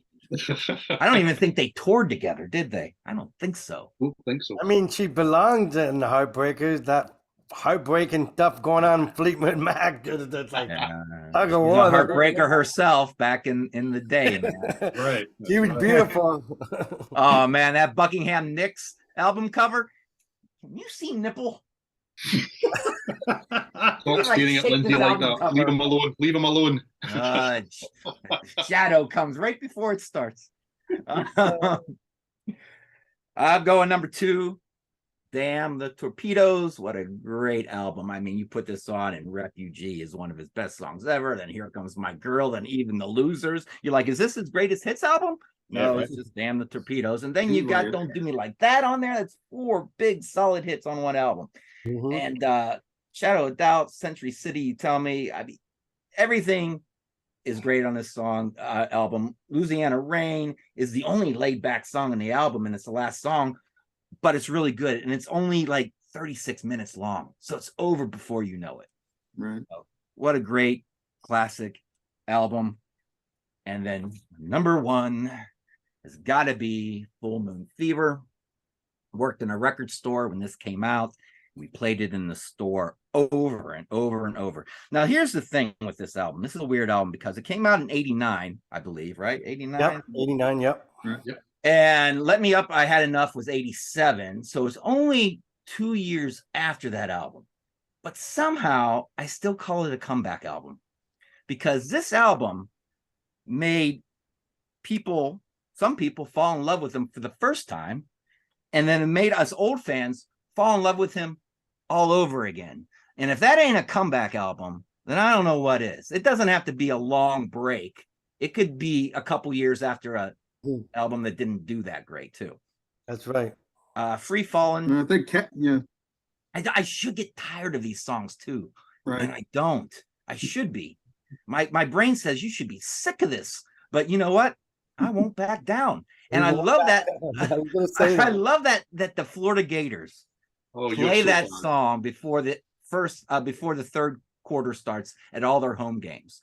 And as a artist, that's all you need to be known forever. You just need that one song in that kind of situation, and your name will be known forever. You got 21-year-olds, thousands of them singing your song during a football game. You could have a bazillion hits and be forgotten about. Elton John, I had a 21-year-old in my house last year, 21 years old, drinking a beer with facial hair in my house, and I brought up Elton John's name, and he says, "Who's that?" Forgotten. All you need is that brown-eyed girl from Van Morrison, or Neil Diamond's Sweet Caroline. That's all you need is that one song. You'll be known forever, not a bunch of hits. And I think that might be his one song after we're dead and gone. Running Down a Dream never ever gets old. That guitar solo that Mike Campbell does at the end, when we talk about best guitar solos ever, why does no one bring up that guitar solo in that song? I mean, absolutely. Damn, it just doesn't get better. Well, it gets a little better, but it's top 20 for me at least. Feel a whole lot better as a better than Yngwie Malmsteen, Jamie. What's that? Better than Yngwie Malmsteen? Oh my God, that guy. More is more. No, more is not always more, Yngwie. Sometimes less is more. My God, I hate to see his house. And Feel a whole lot better is even though it's a Byrds cover, it fits on this album. Yeah, it does. You don't even think of it as a cover when it comes on. And I don't think he liked Zombie Zoo, but I even like that song at the end. So yeah, it's a great album, and it's easily my number one. Cool. All right, for Tom Petty. Oh, and real quick. Oh. Let me see if you don't remember. He says on the CD, "Hello, CD listeners. Yeah, we've come to the point in this album where those listening on cassette or record will have to stand up or sit down and turn over to record or tape. In fairness to those listeners, we'll now take a few seconds before we begin side 2. Thank you." I had no idea that was there until I heard it on YouTube. Yeah. I didn't know that bit existed. Never knew it was there. Yeah, so he had a sense of humor too. It's only on the CD. Absolutely. I was going to mention that too, right on. Well, obviously, Tom Petty means a lot to us. We can tell. I mean, we spent a lot of money on the band, and I've seen many of his shows. But even when Pete did a review on my album, he knew my influence was Zeppelin, Beatles, Deep Purple, Uriah Heep. But he also mentioned Tom Petty on my review, and I can tell you why. The next 4 records is a lot of storytelling thing that he does, right? And to me, that is not only a sign of a good writer, where you can actually get the visual, a screenplay of a movie scene. The guy's already successful in making videos, but now he's writing songs where you see the video in your mind of a scene, and a lot of these songs have all through his collection. So I think that's one thing you got to say about Tom, is that he writes stories that you kind of like, that person, I'll give you an example. My next the top 4 is going to go like this. Very similar to Steven, but I find that 4 and 3, they're duking the Clash of the Titans, and number 1 and number 2 are Clash of the Titans. And the only way I could separate the two of these names was to count how many songs that are really potent for me. And so this comes number 4, Into the Great Wide Open, which I love this record a lot. Start to finish, Learning to Fly, King's Highway, Into the Great Wide Open is a good example. Eddie waited till he finished high school, and you can picture the whole scene, the whole story, and you want to find out what happened to the end. So he had you right from that opening line. Gunslinger, that's great. All or Nothing. I love that song. Why wasn't that being played on the radio? I mean, I heard Out in the Cold on the radio, but All or Nothing, I think, is one of the most underrated song on that catalog. So I think it's a great record. Not crazy, but the package, couldn't they just show an open scenery into the great wide open? I don't know what's with who made this sweater or whatever it is, or quilt, but that's it. Next in order, I love this record. It's potent from start to finish. That's why they're in the top 4. It might be number 1 for some people, like it was for others, but it's gonna be Damn the Torpedo. I think it's a great record, and like Jamie said, it's got a lot of great hits on here right off the bat. And in fact, it'd be very hard to picture him performing any concert without one of those songs in the show. I mean, it's almost a mandatory because these albums are so important. But what's interesting that he produced it, and if you guys knew what the work he went to, check out the movie Running Down a Dream. And this was hard to get the recording that he wanted. He had a sound in mind, but it wasn't being delivered. He took this album over to different studios to get the mix that he was looking for. So this is a sign of an artist now saying, I'm taking control of how I sound. And that's why he can challenge MCA. That's why he can challenge ticket price. It's why he can challenge the industry, because he was determined to have integrity. And this album definitely have that.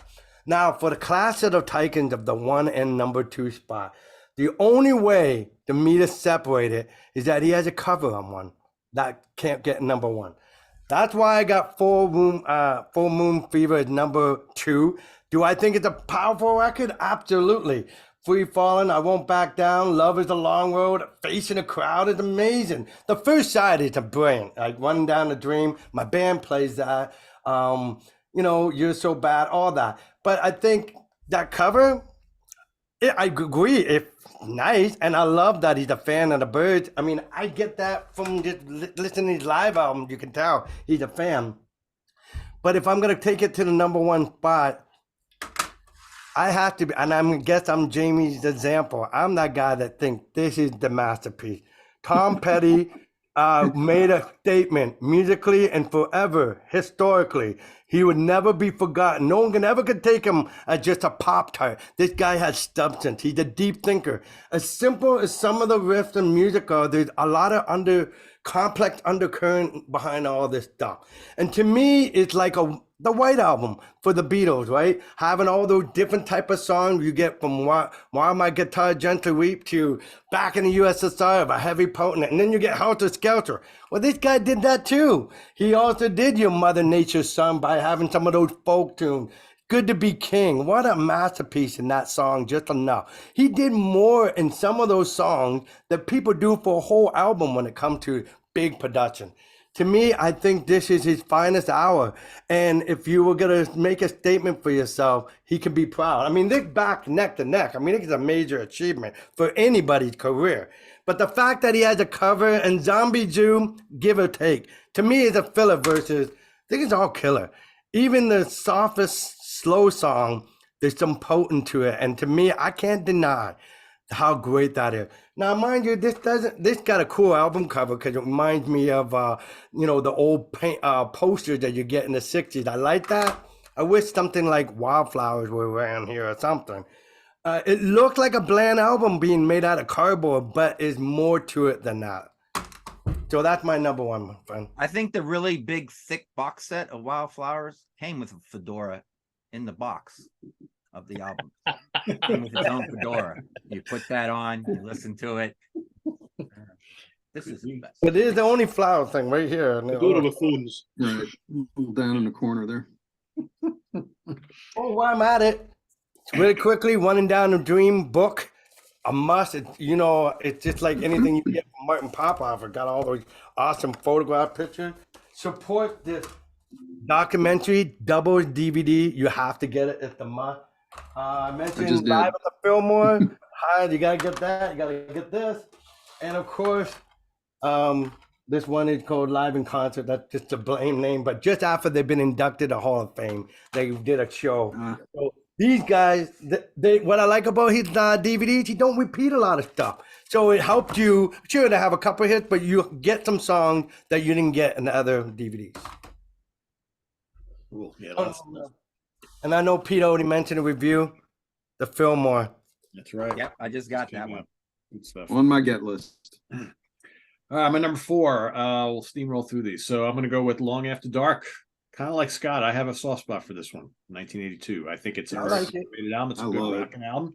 Not a lot of hits on it, but that's okay. Change of Heart for me is a terrific song. You Got Lucky is great. Like kind of like a little new wave feel in that song, you know, with the synthesizer and whatnot. But I think this is a dark horse in his catalog. I think it's a really, really strong album that doesn't get a lot of attention. The top 3, of course, Into the Great Wide Open. Number 3, Learning to Fly, classic. And I agree with Steven. You hear Jeff Lynne's influence all over this. King's Highway, title track, man, just not a weak song here, all killer. Absolutely. And Out in the Cold, probably another like top 5 or top 10 Tom Petty song for me. I love Out in the Cold. Just great, great.